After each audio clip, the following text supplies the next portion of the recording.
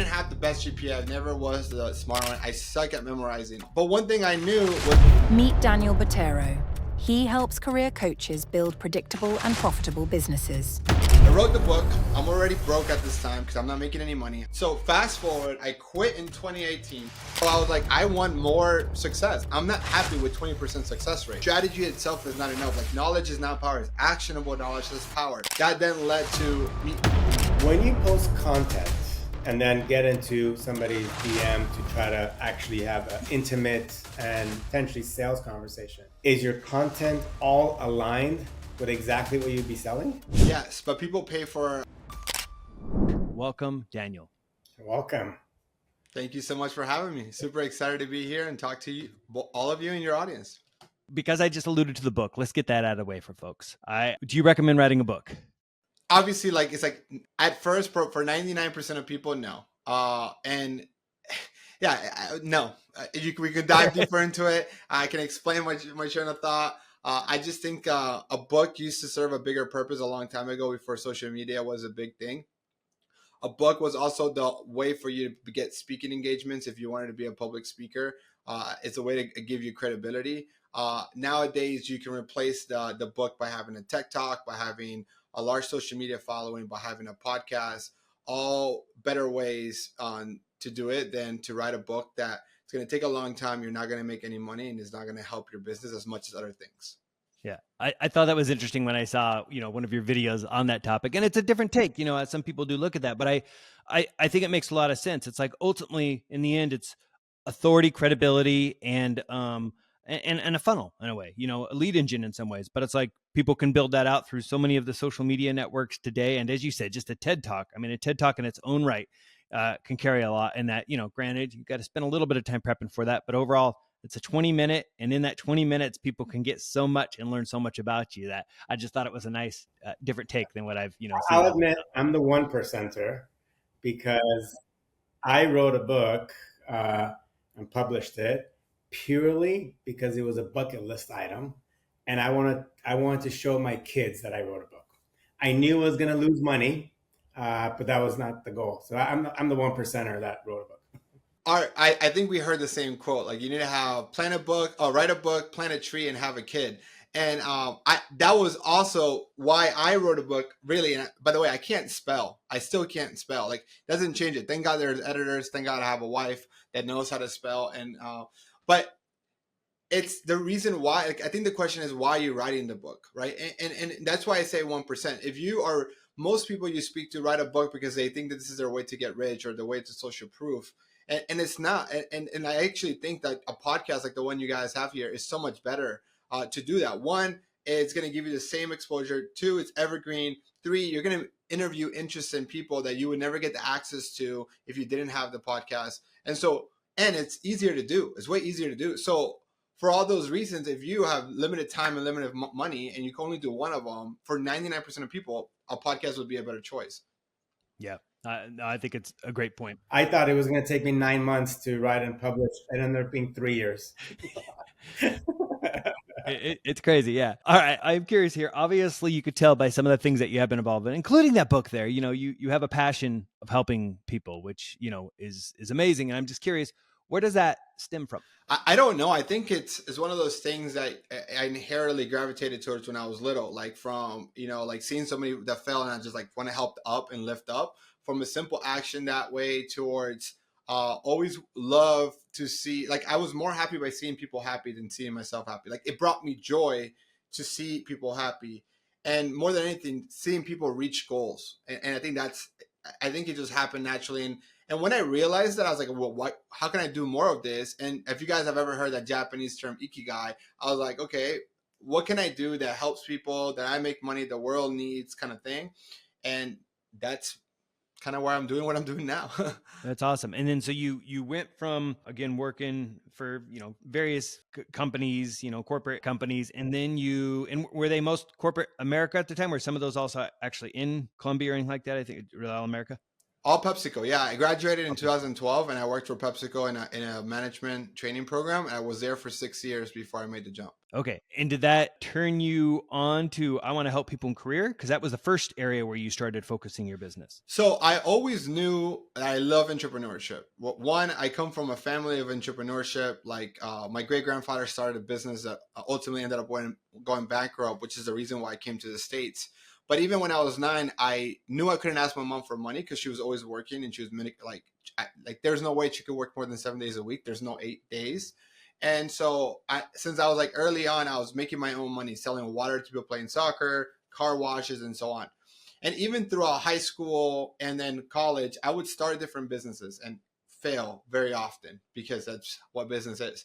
So by the time I even started career coaching, I'd already opened 5 LLCs and closed them, right? So to give you a perspective, right? And every single one I opened, I got further and further. And I went to school for business, but I double major, which I don't recommend that either, especially if they're both business majors. And one of them was management with a track of entrepreneurship. And there was this professor who was an angel investor, successful entrepreneur. And I said to him, I said, hey, like, what do you recommend I do? And he just like, hey, the best way to learn anything is to learn from someone who's done it. Go work for a management training program for 5 years and learn how to run a business from these companies. They're not there by luck. Like you don't get to a Fortune 500 company by luck, right? And those leadership developmental programs, they're very structured, understanding how to run a business, how to manage people, how to sell. Those are the things you need to learn. And I did that. And it took me 6 years to get out because you get this golden handcuffs. But that's where I knew that after going to college that I wanted to do that for 5 years. This is like my junior year. And I wanted to ultimately always knew I wanted to start a business. I just didn't know what business because I never wanted to sell something that I didn't have conviction on or that I didn't want to make it until I made I didn't want to fake it until I made it. And it was at PepsiCo that I found the idea of being a career coach. And we can dive into that if you want. And that ultimately made the jump in 2018. Yeah, please dive into it. So I graduated college, right, in 2012. And I could tell you this, I am not the best student. I can't spell. I just mentioned that. I'm the only best-selling author you guys know that can't spell, probably. I graduated with a 2.9 GPA. Actually, I have to say, meet Artin. No. That is more common. Add grammar and spelling to that. Yeah. Okay, so it's more common. So I didn't have the best GPA. I never was the smart one. I suck at memorizing. Like to this day, like I remember studying for a test. My wife was with me, like helping me to study. She memorized it. Different major, different college, university. She memorized the thing before I did, right? But one thing I knew was how to build relationships. And I graduated college and I had like 6, 7 job offers from Fortune 500 companies. And by the way, I thought it was normal. I'm this naive kid from Colombia that just like, oh, I'm in America. Well, of course this happens in America, right? And it wasn't until I was at PepsiCo, and I remember I'm like in management training program, sitting in the outside of this meeting room, like the outside chairs, because I'm not cool enough to be in the decision making chairs yet. I'm just learning, and they're like, yeah, we're struggling to fill the management training programs for the next cohort. And this is like the region, which is all of the southeastern United States for PepsiCo. And I'm like, sorry, sorry, this might be a really stupid question, but how are you struggling to get 25 people out of recruiting from 7 universities that if on average graduate 10,000 students, you have 70,000 candidates and you're PepsiCo? And they were like, hey, like, the problem is not quantity of applications, it's the quality of the applications. We just need more people like you. Then I'm like, I know a lot of people like me. Don't worry, I have good relationships at the university that I was at, right? I'll go back and I'll get people. And they were like, yeah, sure. Got it. You in the outer chairs. Yeah. yeah, go ahead, man. Go ahead. But like, go ahead. Good job, buddy. Go, you do that, right? Little did they know that I actually did have good relationships with career services and professors. And I went to go speak on PepsiCo and how to get a job. And I went to the student organizations that I was part of. And UCF, where I went, University of Central Florida, wasn't a core school. But by the end of the semester, 7 out of the 20 people that they needed to hire came from this school that was not a core school. They didn't have an HR person attached to it. None of it. I just went and spoke at like probably 10 different places in the university, different professors, different clubs, career services. and they got flooded with applications more than usual, and they were really quality applications because the guy at career services was like hand sending me people. So that's when I was like, wow, there's this bridge that needs to be connected. Like we just got to educate students on what they need to look for or how to communicate their value to the unit, to the companies. And that's kind of how it all started. That from the naivety of me saying like, hey, I can help. That's awesome. And how did you then decide to pivot to actually helping career coaches specifically? Was that because you just started having so much success putting systems in place yourself that now you're like, well, let me help others? How did that evolve? So I wish it was like that. No, Okay. no, not at all. I wish it was more like, okay, I see this. I want to have aspirations to be a public speaker like Tony Robbins and like Brian Tracy. And so I was like, I only want to speak on things that I've been there, done that. And at this time, I'm like this, 22, 23-year-old kid. What have I really done in my life? I can't go speak about how I sold my business or anything, but I know how to speak on how to get 6 job offers because I got 6 job offers, right? So I started just speaking at universities for free, and I just want to be a public speaker, and that's ultimately what I did. And I'm like, I just got to get more practice. I joined Toastmasters, started speaking at universities, and fast forward. So I graduated in 2012. In 2013, I'm deep into recruiting because I did everything I just told you guys, and from 2013 to 2017 or 18, kind of, I had spoken at 200 places for free. Like, just go speak. And that generated visibility to PepsiCo. Then PepsiCo was like, dude, Daniel, you're awesome. I would keep getting promoted. And in 2018, I said, you know what? What if I quit, right? And I go speak. Now I go charge the same places that I built goodwill in, and will accept me to go speak. Because at this time, I was managing CVS, Walgreens, and Target for the Southeast. So anywhere I would go to Atlanta for a meeting, I would go speaking in the universities in Atlanta, right? So I would just go to all these universities all around the Southeast. Guys, I quit. And I decided to do this full time to be a professional speaker, right? And all the universities that I thought were going to pay me, that I had spoken there for free multiple times, were like, Art knows where I'm going. He's like, yeah. Hey, Daniel, we love you, but we don't have a budget. Like, yeah. And so I made the jump thinking I had this in the bag. I didn't. Yeah, I failed for sure. So then how did you, because you didn't go back, right? So you just went full speed ahead? So I go and say, okay, I advise my old professor, the best way to learn, to reach any goal is to learn from someone who's done it. I found someone who was I'm in Orlando, Florida, and somebody tells me I'm in this group called SHRM and Society for Human Resource Managers. And this person was like, you need to meet Frances Rios. She's a professional speaker. She charges $10,000 a speech. Go learn from her. I'm like, yeah. Yep. Frances had just moved here from Puerto Rico because she got after Hurricane Maria. She was kind of new to the city, but she was a speaker regardless. Frances was like, I met Frances, and she's like, she talks about women empowerment. And so there's this guy coming to ask for help, and she's like, I don't really mentor guys. Like, she was such a jerk with me. Frances, if you're watching, now we're best friends. So don't worry, the story turns out good. But she's like, but if you do this, this, and this, build a website, write a speech, create a speaking reel. And she gave me like 3 weeks to do this. By the way, this takes like about 6 months to do. And she gave me a test. So I went ahead and did it. Me and Frances become best friends. One of the things she tells me that I needed to do is write a book. Old school speaking way. That was the play. Like, you write a book and then you go speak on the book, and then you would get paid to speak and then sell your copies and then get hired for consulting. That was the career. So naive Daniel, go ahead and write a book. It took me 6 months to write a book. I went to the dog park with my dog. I would just type my little heart away. I had spoken at over 200 places on how to do this. I had already mentored like 50 people how to get jobs. I can do this. I wrote the book. I'm already broke at this time because I'm not making any money. I sell my 401k. Then someone tells me that there's this organizations that you pay to go speak at, and they gather all the university administrators, and they have the budget and they can book you to do this. So fast forward, I quit in 2018. I write a book all of early 2019.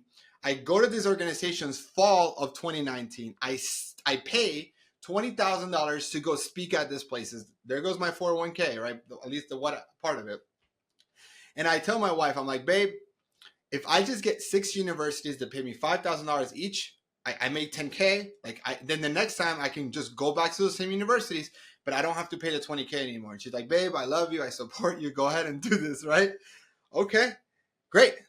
Go there. I get 8 universities to tell me to go speak, but you got to do it next year because we've already planned out 2019.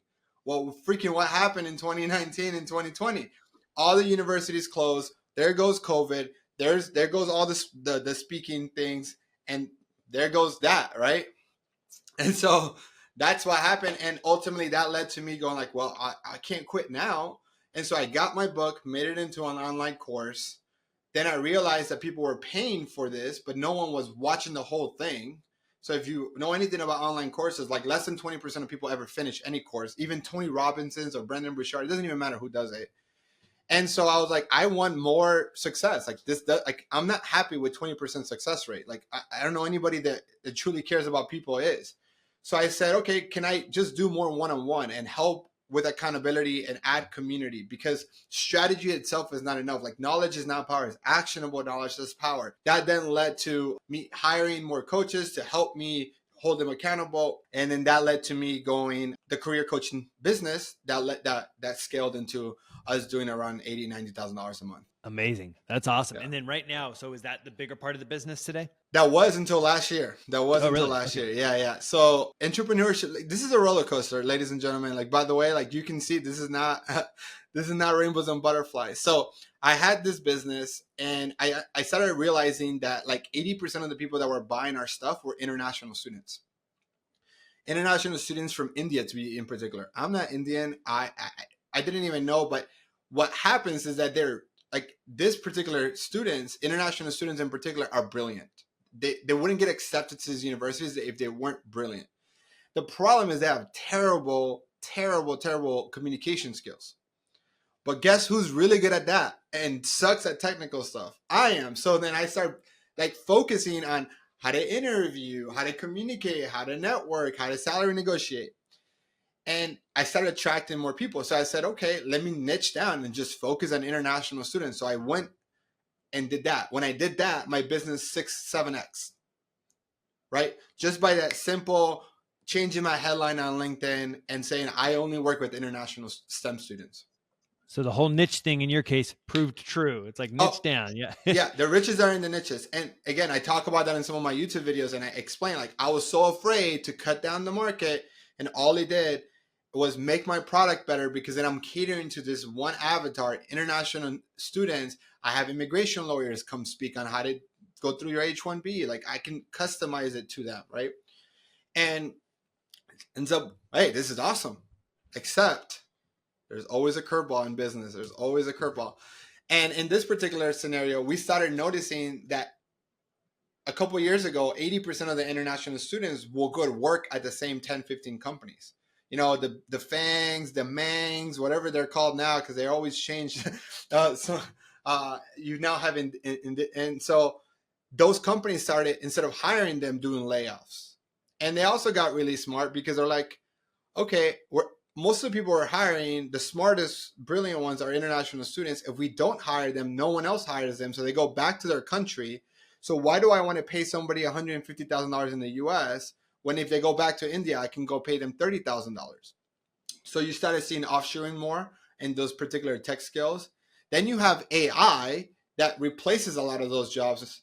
And then on top of that, you provide the fact that elections are coming and there's this like immigration is the number one hot topic, and your Americans are mixing illegal low-skilled immigration with legal high-skilled immigration. And so it created the perfect storm for them. And so it started making it harder and harder to get jobs. And so I was like, again, I care about their success. I can always take their money, but if I can't get them a job, then am I really doing what's best for them? And that led to me saying, okay, I either have to pivot to a new avatar, which I only feel comfortable helping early career professionals, because aside from that, I left 6 years within corporate. So I don't, again, I'm not going to teach or sell somebody something that I personally haven't done and I don't have conviction over it. Or B, I have already interviewed over 300 career coaches on my How to Get a Job podcast. And I realized that 90+% of them don't have a business, they just have a job and are making less than $100,000, and I'm over here racking up $85,000, $90,000 a month. I do I do in a month what they do in a year. It's the same. It's the same process. And so I just started, and then I pivoted to helping career coaches grow their business, and the rest is the history in the making. That's awesome. It sounds amazing. One thing you see there that you don't suffer from is, I call it ambition and the willingness to put in, whatever that work is. Because as you describe it, and I think anybody out there who's like, do I have what it takes to be an entrepreneur or do this? It's like, well, you hear about how you talk about it, and either on one hand, they're going to be like, yes, I have that excitement, I'm ready to go. Or on the other hand, they're like, oh man, no, I would have given up right long ago when, you ran into your first, thing. But it's those curveballs that can sometimes be, I don't want to say fun for an entrepreneur, because, stability is nice too, but there is something to, the challenge, I think, sometimes to do it, and the growth that can come along with it. Well, and the other thing that's kind of obvious is your thinking process to constantly look for opportunities and analyze a business and not be scared to pivot. Because I think a lot of people might get so hung up on their business today and are afraid to pivot, and then they just keep digging a hole for themselves instead of building a mountain. Or I don't know if not being afraid is true though. I've been afraid every single time. I think the alternative was worse, right? Like me thinking of losing the freedom, me thinking of going back to corporate America, me thinking of letting go of control, because like you think corporate America is more safe, especially not lately, especially not in the last decade, right? Like I remember at PepsiCo there was layoffs every year and a half to 2 years on the dot, Disney and I will as never well forget. When we were there, yeah. And it's happening. I think it's part of it, right? And I remember that this guy, again, I'm in a management training program. I'm at this point I'm an account manager, and it was literally a week before Christmas, and they went on let go of. I had a team. There's about 15 people on my team, and 7 people on my team got let go. What happened? I just inherited double down the work. And why give it to me? Of course, there's another guy who had been there, who has triplets, had been there for 25 years, probably makes double than I was making. Give me the stuff, right? This high performing guy, right? You don't pay me any more money. I should just be grateful that I have a job, that I wasn't let go. And the only reason they did it a week before Christmas is because the week after Christmas is when their fiscal year started. So they wanted to start fresh, and they wanted to take the hit with severance packages and all of that to get hit that year and not next year. And that was like, I get it, as a business it made sense, but that's not people driven.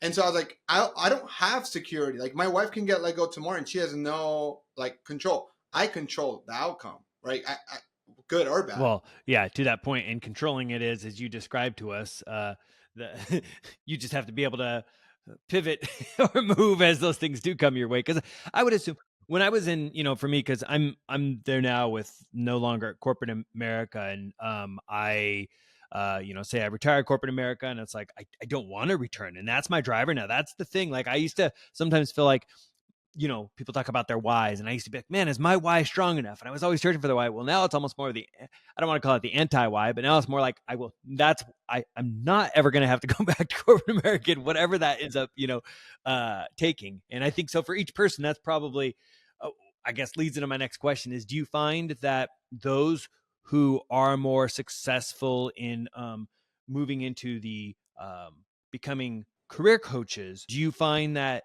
there is a particular type of individual who is more successful than some of your others when it comes to your clients? I am a very data-driven individual, so I look at data a lot, which is what makes me make decisions of pivoting a lot more now than I used to be. We look at the data of our clients, of our career coaching clients. We've worked a lot with 35 career coaches in the last year and a half, and I think that the ones that have more success, I don't necessarily. One is they have grit. I think, but that's not just a career coach. I think that's just any business. Like grit is the number one indicator of success, more than IQ, EQ, or anything else. But I think what they have in common is when they're starting their business, they actually have a security blanket, or they have a part-time job. So like I think I go back in time. I know that was one of the. I don't know that I would have left PepsiCo the way I left. right? Like looking back, I don't regret anything. Everything's worked out so good, because I've already gone through the ups and downs. But the amount of stress and anxiety that I dealt with the first 3 years of my business, my wife literally calls it the dark ages. I was not the same, right? I was literally not the same. I had anxiety. I was a jerk. Like I was a jerk to all my friends and family. I am sorry if you're like, I am literally sorry, right? And if I could go back and do it smarter, I would have tried to charge people to speak when I was at PepsiCo, Yeah. right? Like Test the water. things Yeah. like this. I would have like built revenue. I would have worked. If I'm a career coach, I would have like, even if I can't handle how many clients, I would have took 3 clients at a time, make sure that I can get them the results, make sure that I built a marketing funnel that I know that I can generate a consistent amount of leads, a consistent amount of sales calls, a consistent amount of revenue. Our best clients our individuals are either working part-time or working full-time and have a full-time VA working for them, because the business needs to be worked on. It doesn't all have to be you. And probably 80% of the stuff that your business needs to do can be done by somebody making $10, $15 an hour, right? And I think that's actually where we see the biggest success, is because they're not stressed out because they have other income coming in. They're not doing the boring, administrative, repetitive work because someone else is doing it. And they're only doing the things they love: presenting, coaching, writing content, sales calls, because you got to do the sales calls. You're not going to have a VA in the Philippines doing your sales. You're not going to close. Yeah, no, I think those are all great points. And I think for me too, it's a similar sort of thing where it's like, okay, an Art and I talk about this now because, he's still within a, whatever you call it, 9 to 5, gig. In that scenario, it's like, yeah, it's like right now, when he looks at things, it's like, at least he has an income coming in to spend towards it. Whereas for me, granted, I have some, but not like I had with my previous job, as I'm in build mode now. But it is that thing at times where it's like, oh gosh. And then you're limiting yourself more because you're worried about how you might spend on it. I say that, and obviously you said to your 401k, here we go, buddy, let's do this. But you're approaching things more fear-based than embracing them otherwise. But it was a struggle for me, even at work, when I had that money. At times, I sometimes felt that, I don't want to say all or nothing. I launched an initial program and I did get, clients and did all that while I was there, but I kept getting sucked back into, another promotion or, anything along these lines that, yeah, exactly it. That then made it tricky. Or then when you change to a new job each time too, it's like, you got to give it your all in some ways because you're establishing yourself with a new boss or that. I mean, you don't have to, this is where I think your VA thing, comes in well. And Art and I, as we built side gigs in our careers, there's definitely been some VAs involved, but that is interesting to hear that that's where you are seeing that, success with them. And I think it can make sense because they're not operating fully in fear, although a little bit of fear. It's like that whole thing. What is it when I can't remember. I'm going to You butcher can't the story. burn all the boats like Tony Robbins. Yeah, that's the one. Yeah, that's exactly. But like you could still burn the boats, but like just make sure that's the right island you want to take over. Yeah, and that's what I'm saying here, because like if you're coming from a point of scarcity, or like, hey, let's say true story, no names. One of our clients is like just struggling to get consistency, right? And she has sales calls, and she goes like, Daniel, if I have 3 sales calls this upcoming week, and if I don't close one of them, I won't pay rent, right? So, and I said to her, I said, look, if you go into that sales call with that attitude, you're not going to close any of them, because a job seeker who needs stability, who needs conviction, you're not going to provide that conviction. So if you're coming from a point of scare, or I need this and desperate, they're going to feel it and they're going to run away.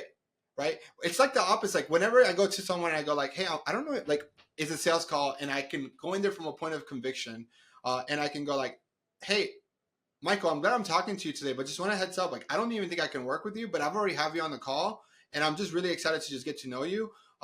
But I don't have any more spots available, but if it's okay, we can still talk. And you're coming from a point of like, oh damn, he must be that good that he has no more spots available. You're like, here's my card. I'm like, I don't have it. Well, yeah, right. Because otherwise, the guard is up oftentimes, especially if everybody like, here's a sale. I can smell it coming. But I think that point on the it's also one of the other thing that happens is like when you come across desperate, then the buyer is thinking, why isn't anybody else buying? Like there must be something wrong. So it definitely, it's a big turnoff. Yeah, I think though, although I'd say the flip side of it is the person who keeps rescheduling over and over again, because then you're like, come on now, buddy, is this how you're going to treat me as a client? I've run into those ones too, where I'm like, come on. I will say that for me though, when I was in my corporate gig, and I wonder if you find other people are facing something similar, is I used to have this. Now I'd consider it more of an invisible belief around the idea that if I did put the stuff out there, even in that case on LinkedIn or anywhere else, like I was really secretive about it because I didn't want my boss to find out, or the companies I worked for, even though as I advanced, I started realizing, you know what, again, they started looking at it more on the merits of, what are you doing? What are you going to accomplish? But there were some bosses who were a little bit more picky like that. In fact, I remember at Netflix, there was somebody who was hired into a pretty big role there. And eventually Netflix said goodbye to this person because this person literally, they hire a lot of brilliant people there, and this person literally had their own brand and name on the site. So almost in some way, shame on them for thinking that she would only be fully on Netflix. But I think that's that fear that people have. And now that I'm on the other side, I'm like, you know what? How few people actually pay attention to that sort of detail too. And I think there's also savvy ways that you can do it where you're still coming across as, if it is career space, leadership driven, or are you focused on helping females in this? If that's what, I know somebody who's doing that as well. And I don't think it has to be as negative a thing, but I'm curious to your thoughts on that, because I definitely have heard, friends who are cautious about approaching things while at their jobs. I think it ultimately depends on the role, how high you are in the organization. It depends on your manager. Also depends on what you're selling and how is that a conflict of interest, right? Also, are you using the brand that you work at to get clients, right? Like if you're working at a big tech company and you say, I work at Amazon, I help you get jobs at big tech. The HR department might be assuming that you're telling them how Amazon does hiring, which you shouldn't. It's illegal, and you sign a bunch of paperwork saying that. And so I think it's how you manage it. I had a coach that I was working with, and their manager at Tesla made them quit their business or get fired. Like straight up called her into the office and said, "Hey, you either stop doing this or you're fired." And yeah, she stopped being a career coach. Right? And then what happens? 3 months, 4 months later, she switched and went to Microsoft. What do you think is gonna it's gonna right? She can't afford losing her job, but she knows how to get a job because that's what she's teaching people how to do, and she got a job at Microsoft. Totally. And then you can't, that's still inside some of us where it's like, you also still know what you can go and do and help people. And it's like, then if you could go somewhere else, I don't know if she pivoted back into, that or not, but as soon as a company puts the lid on that, there's also sometimes a negative repercussion back to the company. I find that happens as well. I experienced that too, but slightly differently, because I went into it kind of like, I don't care, because of the points you just mentioned. There was no conflict of interest. I wasn't using Disney's name in any way. My boss knew exactly what I was doing. I told him, "Hey Barry, I'm going to write a book. I'm posting content and something like that." So I went at it. All of a sudden, I have so many people at Disney reaching out to me and asking, "Oh my God, well, can you give me advice on this?" It was this weird thing that happened where people found out and nobody really cared in a negative way. But I think it's the company culture, because like, how can they fire you to do that? But then Bob Iger writes a book, which is a great book, right of a lifetime, and then he's doing masterclass and he's doing speaking engagements, and then it's what you're setting, like, is what the culture is. Like that would be super two-sided if they did that to you, if you're doing that at Disney. So I think it is a cultural thing. It depends on the company. And I also think even within a company, like I always talk about subcultures, because I think you get away with that with certain people in one division and another one no, and it depends on if the boss feels threatened or whatever it is in that regard. But I think your point is for people to kind of, I don't want to say read the room, but to sort of get a sense of that, and see. But also at the same time, I think there's a lot of people who could get, I don't know if this is exactly the same for your client, but get far enough into it where at least you've tested the waters, what's there, what's possible before anybody's going to shut you down. If chances are you've already started proving what you're able to get here, and then it helps you make that, decision a little bit more of what you're going to pursue as well. So. I would just say one thing on the topic. Absolutely. And it's even something I tell my clients who are already full-time career coaches, is you actually don't even want to sell in public. You actually provide value in public and you sell in private in the DMs, whether you're doing this full time or not. And if you are doing this while you have a 9 to 5, you are still creating content without having like a business or promoting it. And then anybody that likes, comments, and views your profile, just DM them. And then what happens in the conversation, you're just like, hey, I charge this much. And they're like, you're expensive. I'm like, yeah, but that's a fraction of what my corporate job pays me. And so like, that's what my time is worth. And then people will be like, oh no, I respect it. I understand that. You're an executive at Disney. Like, totally get it. Yeah. Can you kind of go into that a little bit more? When you post content and then get into somebody's DM to try to actually have a more of a intimate and potentially sales conversation, is your content all aligned with exactly what you'd be selling? Yes, but people pay for. So here's what happens. Absolutely. And most of the time you're not posting your content in the same order as you would sell it, right? So like today I'm talking interviewing, tomorrow I could be talking about clarity. So like the order is not the same. So at the end of the day, look, I think the three of us are pretty brilliant and smart, but there's more free, better information out there in the world of YouTube, ChatGPT. And so what people are now paying for is not so much the strategies, because I think you can find those strategies. They're paying for those strategies to be organized in a way that serves their particular needs. And they're paying for accountability, and they're paying for community. Yeah, no, I think that's great. In fact, I've again watched another one of your videos where you broke down also being able to help and really make it clear, roadmap, if you will, of where you're involved, how you'll help them along the way. And I think that's really great, because I think we were speaking with somebody else who was mentioning about the idea that like a lot of it, people talk about the transformation and looking at the transformation, and it's like the transformation is great of where people want to go, but there's been so many people painting the dreams of this $1 million or this whatever it is here, or the six pack, which we all know is impossible. I'm just kidding, but like, and in those scenarios though, but that's the thing, you've heard it so much now that actually what speaks more is, I think, like again, as you showed in a couple of your videos, the actual way, the roadmap, and the way you work together, because people can actually see when they're going to get their wins and see the progress along the way, instead of a promise that, back to your point, they buy a course that gets them 20, they finish only 20% of it anyway, because there's not really that, I don't want to call it hand holding, but the partnership to really help to get them there. And I love how you've broken that out in a couple of your videos.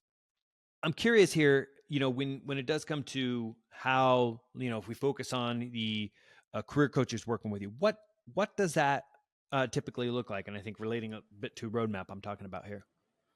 So I actually think one of the biggest things that I've learned in the last couple of year or month is understanding that as a business owner, as an entrepreneur, we're always going to be trying to solve a million problems at a time. And the reality is that it comes to prioritization. So there's this actually latest video. It's called The Theory of Constraint. It's actually something I even just came back from spending 2 days with Alex Hormozi and his team, that they talk a lot about. Like the whole time they were talking about that. It's like, how do we get you to think like a good CEO, where you're solving the right problem at the right time? And what happens, like I was mentioning earlier, 90+% of career coaches that I've ever met, and even when I look at the community that I've built with over 500 career coaches, most of them don't even get to like $100,000 a year, let alone a month. And so what we want to do is actually start from the beginning and say, okay, what is the first problem that we need to solve for? And that starts with understanding. And this is what we do for our clients. We help them identify their niche. Remember, mine was international students. Help them come up with an offer where they're not trading their time for money, but trading time for value.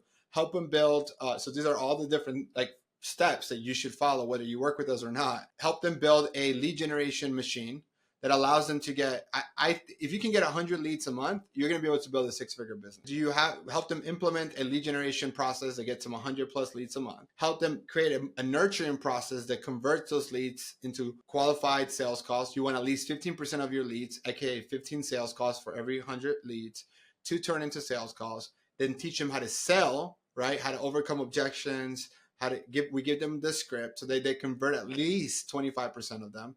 And if you do that and you're charging $3,000 to $5,000, which is, we say $5,000 should be a good pricing if you're making over 6 figures, then you just built a 6-figure business, and you're going to be able to get 1 client a week by doing that process. And that's what we do. We just essentially say, we know the systems and processes that work. We help it implement for your niche. We help you price it accordingly. And we don't teach you how to be a career coach. Like that's a different program. That's a different time. But what you need to do right now is get clients on a consistent basis. Okay. So the leads, the operations, the sales, and I say operate, yeah, okay. But they got to show up and be able to coach and deliver on that side of it, which makes sense.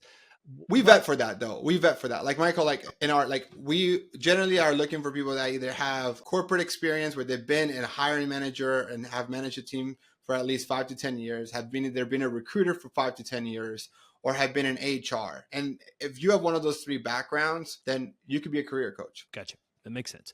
I'm curious here then too, as you mentioned some of those things, are you mainly with your clients focused on LinkedIn where you've had success, or do you also, and I know you're on some other social media, Yeah. but for your clients and especially in the career space, because LinkedIn, I feel like is sometimes I've been frustrated by it because at times I'm like people are on there by the time they're searching for jobs, and a focus that I have on is more about advancement. And I feel like so people are usually there when they're frustrated or they've lost a job, then they show up on LinkedIn again, or everybody who wants to teach you how to do everything on LinkedIn is on LinkedIn in the DM. So I'm just curious, do you find that that's the best still for careers because it was built around that concept, or are you having your clients go elsewhere for it?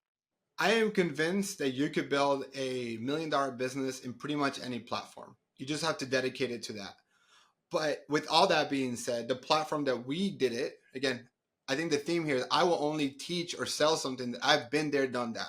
The platform where I did it and I was doing $80,000 from just LinkedIn organic, no paid ads, was LinkedIn. And so um, that's what I teach our clients because we know that we can predictably at a worst case scenario get you $10,000 a month. Like that's like it would be very hard for you not to do that, right? Yeah, which is amazing and it's right. Yeah. Right. So, but then from there, then you have the resource to start a podcast, to start a YouTube video, to run paid ads. And so we want to get you because we know if you're making $10,000 a month, you're no longer living at that scarcity. You're not rich. You're not buying a house. You're not buying 2 horses, right? Or anything like that. Yeah. But you are to the point where you now feel like you don't have to go back to corporate America anymore. And so that's what what we want to get them to on our first program. Then we can teach them other stuff and help them start a community on school and help them like do all the other stuff. Yeah. And because you said school, I'm curious to hear a little bit more on that. So you have a community in school. Do you have two communities in school? Is that how it works, or do you have the one community? It is the one. So, but that one is a free community, correct? Okay. As I listen to Alex and his content, I know I've heard some other people recently using, there's a free one, and then sometimes that's how they then have people into the next one. So for you, school is your free community, which again I'm inside of, and I found it really. I like it. I like the approach. It's the first time I jumped into school as, I was curious that again from Alex. I mean, how do you not when he's doing these, toga commercials for it? I mean, come on. Anyway, but how has school really been positive for your business, and is there a reason why you're leaning into it as of now?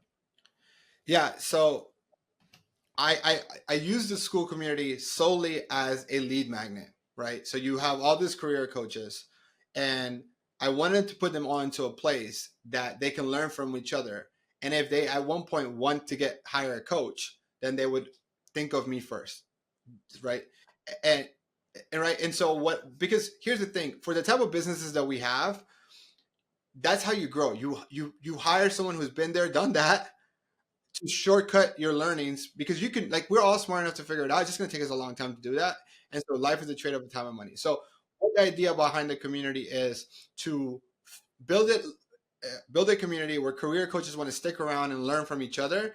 And when they get to the point where they're ready to invest because they're in a bottleneck or they see it, that they consider working with us first. And that's the goal of it. But that's a really popular funnel where there's a free community, then they upgrade them to a higher paid community. And we essentially do that. It's just not on school. Our program, it's on Slack.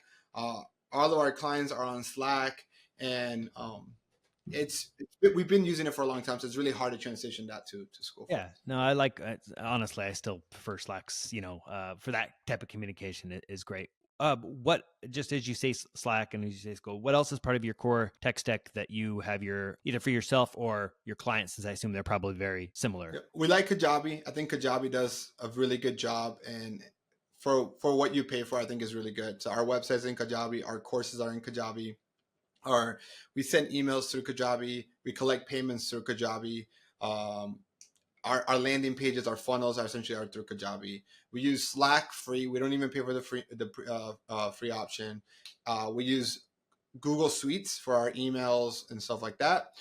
We use Calendly to facilitate bookings, and we use School for that community, and Zoom for our meetings. That's our stack. Nice. Yeah. Nice. Sounds pretty straightforward. I love it. Yeah. So for anybody who does want to get in contact with you, what is the best way for them to do so? LinkedIn. Just type Daniel Botero and you'll find me. Send me a message and tell me you heard it from this podcast and what we can chat. Awesome. We'll link information below this as well. Otherwise, one final parting question here, because I see all your books behind you. If you had to pick like 3 of your favorites that you think somebody should read, what would you say? I know that's hard, but I think it's really hard because it comes down what problem are you looking to solve. Because at the end of the best way to reach any goals to learn from someone who's done it. If you don't know that person, there's somebody who wrote a book about it. So that's kind of where I go to. If you're starting a business, I would say Alex Hormozi's book, $100 million Offer, $100 million Leads, are really, really great. If you have been in business for 3 to 5 years and you're looking to get more organized, a book called Traction by Gino Wickman is fantastic. If you're looking to just get like a book that I'm currently reading that I love, is going to be the book that we read for our company, is J.D. Rockefeller's 38 Letters J.D. Rockefeller wrote his son. It's just more about like philosophy and perspective. And it's awesome. It's just, yeah. And I would really recommend that. I'll check that one out. Yeah. I hadn't, that's one of those. The other 2 I've are at 3. I've seen that pop up. But now that you recommend it, I'm going to grab it because it sounds interesting. That's great. Oh, well, awesome. Thank you for again joining us today. Really enjoyed it. And honestly, I have a lot more questions for you, but I know time frame wise here we got to jump. So maybe in the future dive deeper on these things. But thank you so much. Thanks for having me. It's been fun. Yeah, and I think if you guys like this episode, you'll probably like this episode too. One of these. Yeah. Thank you.